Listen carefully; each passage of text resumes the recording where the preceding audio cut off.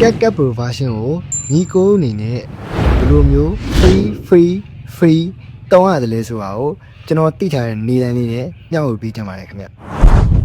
ပထမဦးဆုံးအနေနဲ့ကျွန်တော်တို့က CapCut ထဲကိုဝင်မယ်ဝင်ပြီဆိုလို့ရှိရင်ကျွန်တော်ဗီဒီယိုတစ်ပုဒ်ကိုရွှေ့မယ်ပေါ့နော်ကိုလုံးမဲ့ဗီဒီယိုရွှေ့မယ်ရွှေ့ပြီဆိုလို့ရှိရင်ပထမဦးဆုံးလောက်မှာကကျွန်တော် ratio ပြောင်းအောင်ပါပေါ့နော်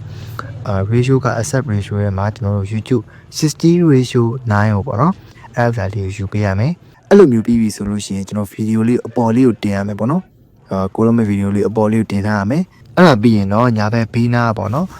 ကျွန်တော်ဒီမြားပုံစံမြားအတွင်းလေးကိုဝင်တဲ့ပုံစံလေးရှိတယ်အဲ့ဥစ္စာလေးကိုတစ်ချက်ထောက်ပြရမယ်အခုလိုမျိုး view လေးဖြစ်သွားမယ်ပေါ့နော်အဲ့လိုမျိုးပြီးပြီဆိုလို့ရှိရင်ကျွန်တော်ပြထားတဲ့အဲ့သွားနေတဲ့ဥစ္စာလေးရှိရပေါ့နော်အဲ့ဒီ line လေးကိုပျောက်ချင်တာပေါ့နော်အဓိကအဲ့ record ဖမ်းတဲ့ချိန်မှာအဲ့ဒီ line လေးပျောက်အောင်မှာဖြစ်တယ် record ဖမ်းလို့ရှိရင်လည်းကျွန်တော်တို့ကဒီတိုင်းပဲဖမ်းပေးရမယ်ဒီဇိုင်းလေးပဲဖမ်းပေးရမယ်ပေါ့နော်ဘာလို့လဲဆိုလို့ရှိရင်တော့ကျွန်တော်တို့ကCapCut Pro သုံးထားရလဲဖြစ်တယ်ကျွန်တော် video export ကလည်းထုတ်လို့ရမှာမဟုတ်ဘူးကျွန်တော်920လောက်ပဲပုံမှန်ပေါ့နော် Pro version တွေမသုံးမဲနဲ့ထုတ်ချင်တော့ထုတ်လို့ရတယ်ဗျCapCut Pro version တွေသုံးထားပြီးတော့မှ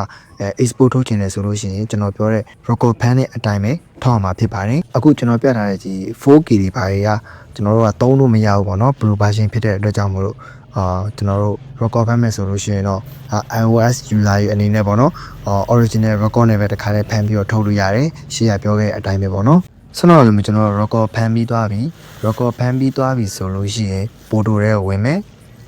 ဝင်ပြီဆိုရင်ဆက်တော့ကပြုတ်လုပ်ထားခဲ့တဲ့ video ကိုကျွန်တော်တို့အဲ့ထဲကိုပြန်ဝင်မယ်ဝင်ပြီဆိုလို့ရှိရင်ကျွန်တော်က edit လုပ်မယ်ပေါ့နော် edit လုပ်ပြီးရင် cross ထဲမှာကျွန်တော်တို့က video ကိုပြန်ပြီးတော့ပြန်ချော့မှာပေါ့နော်ကျွန်တော်ပတ်ကြည့် video site asset ပြန်ချုပ်ပြီးဗီဒီယိုရပါပြီ